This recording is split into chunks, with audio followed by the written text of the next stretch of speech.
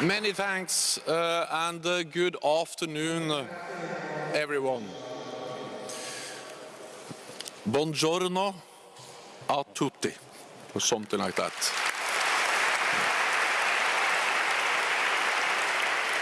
And let me start by thanking you, Chairman Roberto Fontalan, for the very nice introduction and for hosting us all here. I would also like to thank Minister Angelo Alfano for his very interesting and insightful remarks. I listened very carefully to your speech, and I really appreciate the cooperation you and I have in NATO,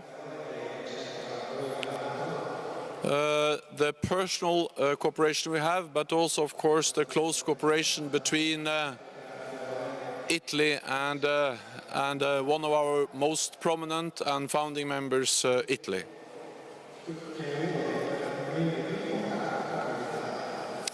It is also a real honor to be here at this meeting for friendship among peoples, the Rimini meeting.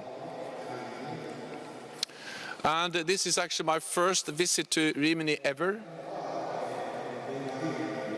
I appreciate very much to attend this meeting, but I also understand that next time I have to go for holiday to Rimini.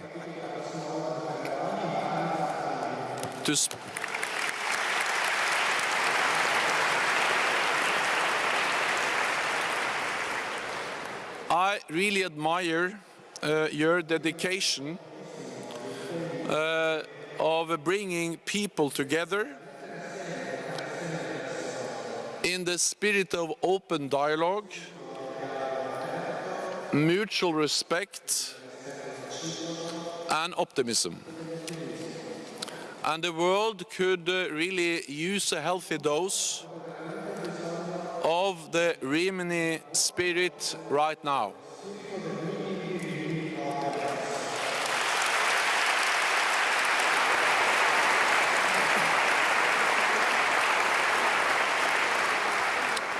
I want also to take this opportunity to thank Italy for all its contributions to the alliance. You are the second biggest contributor to NATO operations and missions. Italian soldiers serve in our multinational battle group in Latvia. Italian jets are conducting joint air policing in Bulgaria. You also lead NATO's peacekeeping mission in Kosovo. Italian troops play a key role in the fight against terrorism, both in Afghanistan and also in Iraq. You host our Joint Force Command in Naples, including NATO's new hub for the South. And Italy is a strong voice for dialogue and diplomacy. And I really thank you for all those contributions to our shared security.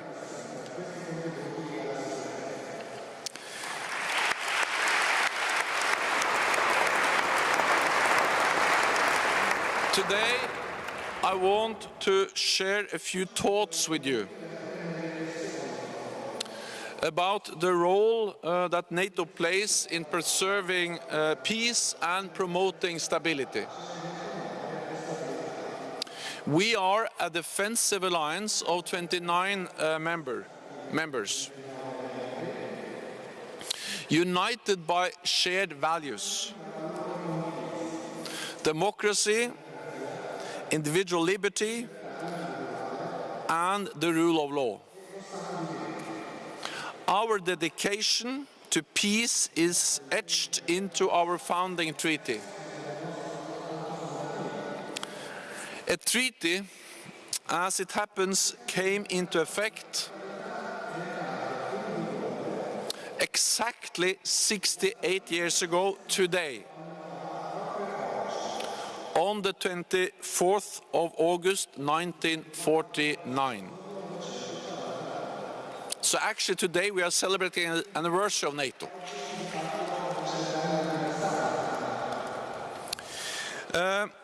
For the last 68 years,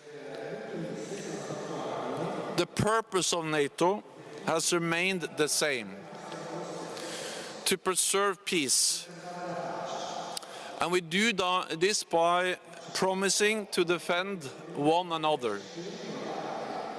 And the core of our alliance is Article 5, our collective defense clause, which clearly states that an attack on one will be regarded as an attack on the whole alliance. All for one and one for all. This pledge has helped us to preserve peace in Europe for nearly 70 years. One of the longest periods of peace and stability in Europe's turbulent history. While our core mission to preserve the peace is unchanged, the way we carry it out depends on the security environment. And today we face the biggest security challenges in a generation. A more assertive Russia and instability in the Middle East and North Africa. Let me discuss each of these challenges in turn. First, Russia. Russia is NATO's largest neighbor. NATO does not seek confrontation with Russia. In fact, after the end of the Cold War, we worked hard to forge a strategic partnership with Russia. But Russia's aggressive behavior has undermined trust, stability, and security in Europe. In 2014, Russia illegally annexed Crimea. The first time since the Second World War that one European nation has taken territory of another by force. And Russia continues to destabilize eastern Ukraine. It is a conflict in which nearly 10,000 Ukrainians have been killed. This has dramatically changed our security environment. NATO has a two-track approach to Russia: defense and dialogue. I am a strong believer in dialogue. And last year I was granted an audience with His Holiness Pope Francis, whom I greatly admire. And I fully agree with His Holiness when he said that dialogue is what brings peace. Peace is impossible without dialogue. Therefore, NATO continues to seek a more constructive and predictable relationship with Russia to preserve peace and to create a better relation between NATO and Russia. And to encourage Russia to act within the norms and the rules of the international community. Transparency and predictability are critical, especially when tensions are high.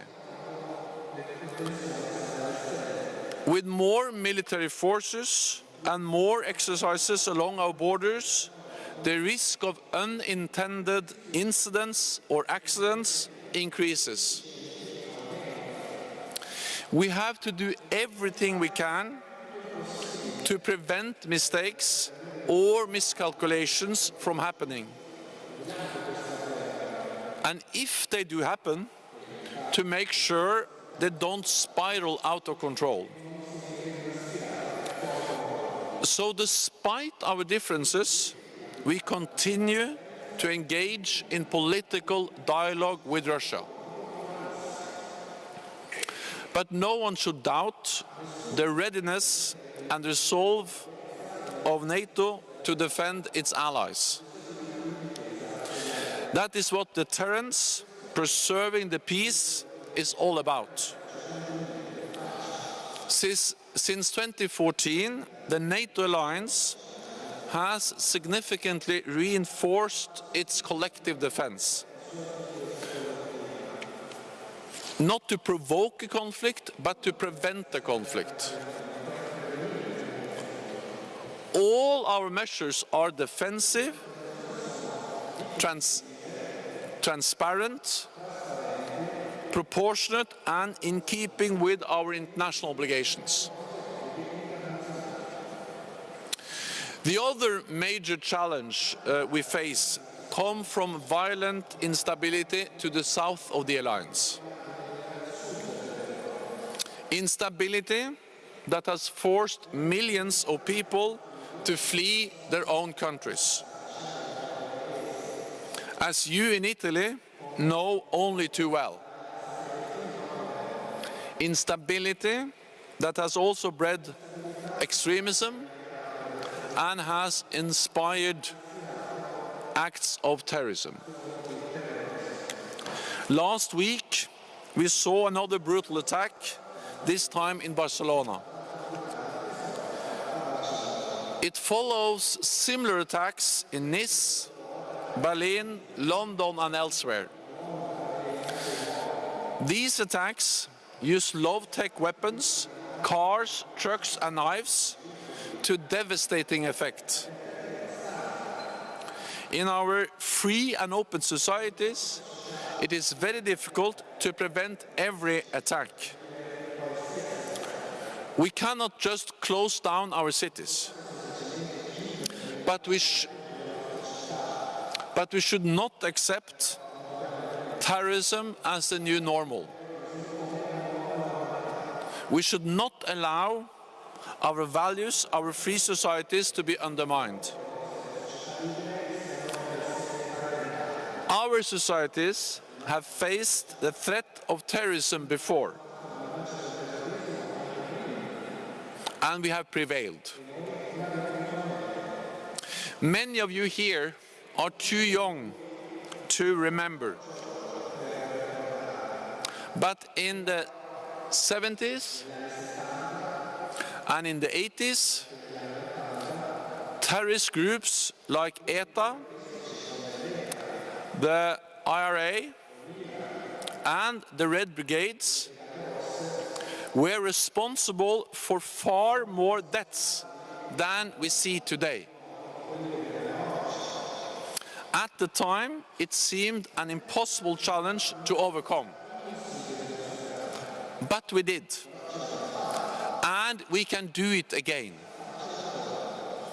If we stand by our values, if we are resilient and determined, and if we are strong and united.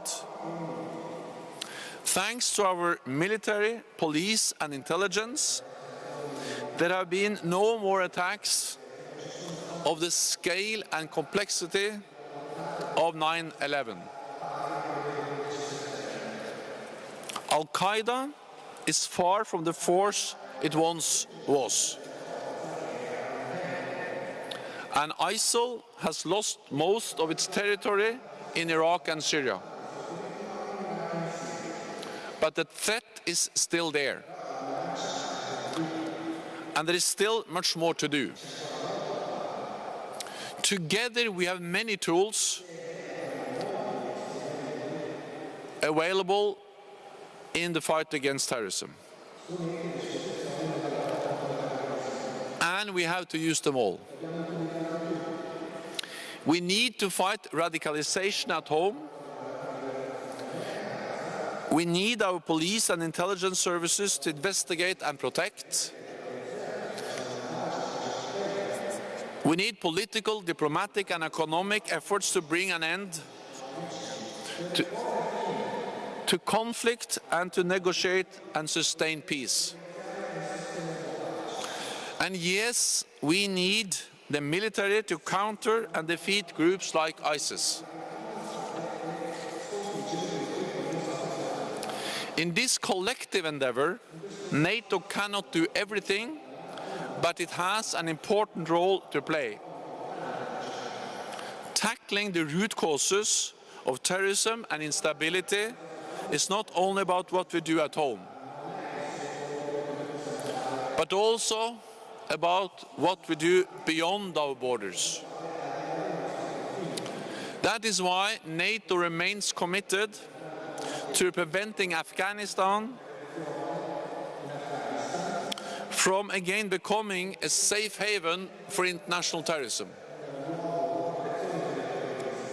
And why we train Iraqi officers to counter terrorism in their country. We are also increasing our support for partners across the Middle East and North Africa,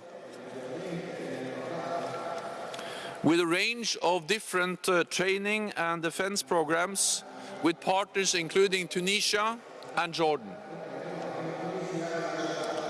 We are now preparing to help Libya to build security institutions. And we are working with the European Union to deal with the refugee and migrant crisis in the Aegean Sea and in the Central Mediterranean, and in promoting stability in our neighborhood. Because, to put it simple, if our neighbors are more stable, we are more secure. Here NATO can play a crucial role, building on decades of experience and partnerships with more than 50 nations and organizations around the world. It is only by working together that we can make real and lasting progress towards peace. So, ladies and gentlemen, 68 years ago today, the NATO Treaty came into force. Since then, NATO has worked hard to preserve peace and promote stability in Europe and beyond. Today we face the most serious security threats for a generation.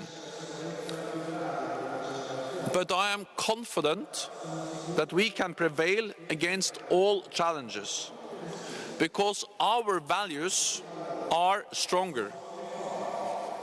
Freedom, democracy, and open societies will always prevail over hatred, violence, and intolerance. And united behind our common values, there is no threat we cannot face, and no challenge we cannot overcome. So therefore, once again, thank you for inviting me to this important platform for dialogue and peace. Thank you so much.